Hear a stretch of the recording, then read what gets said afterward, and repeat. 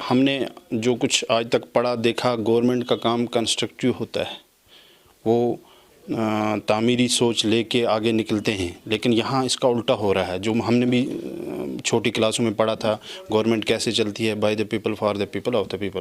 लेकिन यहाँ बुलडोज़र बाबा ला के इतना लोगों के अंदर डर पैदा किया है कि उनको कोई फ़िक्र ही नहीं है। सिर्फ वो दिन रात ये सोच रहे हैं कि अब किसकी मकान की बारी है और कौन बचेगा। हम गवर्नमेंट से कहना चाहते हैं, बुलडोज़र बाबा को आप मत चलाइए। हाँ, जिसने नाजायज़ कब्ज़ा किया है, जो बड़े बड़े माफिया हैं, उनको आप निकालिए, उनको सज़ा दीजिए। क्योंकि हमें भी प्ले ग्राउंड बनाने हैं, कल उसके लिए जगह नहीं मिलती है। कोई गवर्नमेंट बिल्डिंग बनानी है, उसके लिए जगह नहीं मिलती है। लेकिन गरीबों के लिए आपकी कौन सी पॉलिसी है? अगर आपके पास पॉलिसी नहीं है तो आप दिल्ली से सीख सकते हैं, केजरीवाल जी से। केजरीवाल जी ने उन कॉलोनियों को रेगुलर करके वहाँ लोग इस वक्त आराम से जी रहे हैं। तो आप जहाँ ये गरीब लोग बैठे हैं, आप कहते हो कि हम गरीबों के साथ छेड़ो नहीं, लेकिन आपकी करनी और कथनी में फ़र्क है।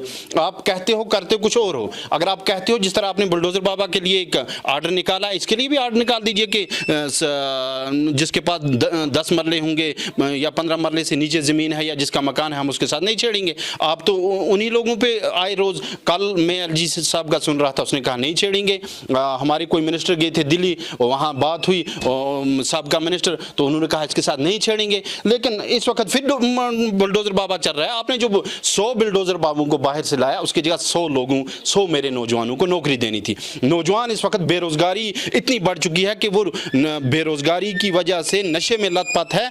और वो नशे में जब एक नौजवान चला जाता है तो उससे अमन की तवक्का कैसे रख सकते हैं? फिर तो बदअमनी फैलेगी। और आप देखिए, यहाँ मुलाजमों को देखिए आप, चाहे वो आंगनवाड़ी हों, चाहे वो NCY वाले हों, चाहे वो क्या कहते हैं आशा वर्कर हूँ, लेबरर्स हूँ, टीचर्स हूँ, कंट्रेक्चुअल उस्ताद हूँ, जितने भी हूँ, सब प्रोटेस्ट पे हैं। और 2-2 महीने से बैठे हैं, उनके साथ कोई बात करने को तैयार नहीं है। क्या यार, आपने क्या लगा रखा है? अजीब मामला है, गैरों से वफा और अपनों से जफा। आप रिफ्यूजियों को ला के बसा रहे हो और यहाँ वालों को जाड़ रहे हो। ये कब तक चलेगा? तो मेरी गवर्नमेंट से ये मुतालबा है कि आप एक पॉलिसी बनाइए।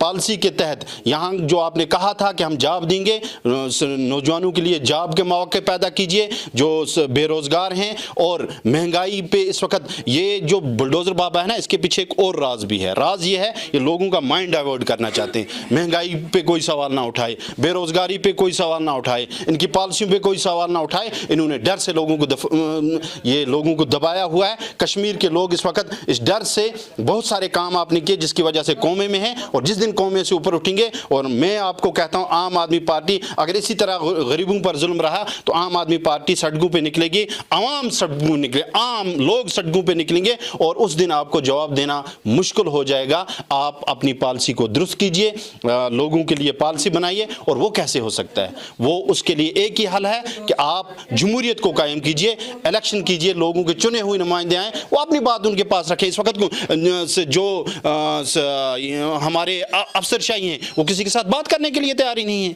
वो किसी की बात सुनने को तैयार ही नहीं है। तो किससे बात हम करें? तो इसलिए जमहूरियत को कायम किया जाए और लोगों पर बुलडोज़र चलाने के बजाय उनके लिए एक पॉलिसी मुरतब की जाए जिसमें वो सुख का सांस ले सके, ताकि कश्मीर में भी हम यहाँ अमन देखना चाहते हैं। अब देखिए क्या आप कर रहे हैं लोगों के लिए।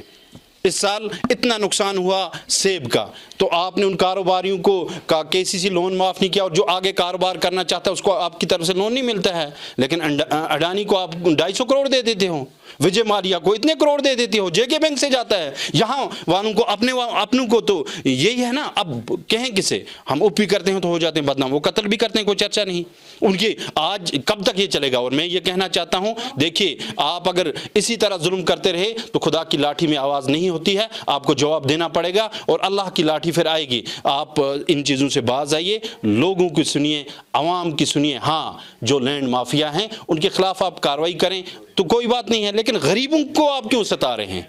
आवाम को आप क्यों सता रहे हैं? जिस आवाम के लिए आपको रखा गया है, आप उनके एज ए नौकर हो, उनके लिए आपको अच्छा सोचना है, तो आप उन्हीं पे कर रहे हैं। इसलिए एक तो आप यहाँ जमहूरियत कायम कीजिए, दूसरा लोगों के लिए एक पॉलिसी बनाइए ताकि लोग इस तजब्ज़ुत से, इस जुल्म से बाहर निकल सकें।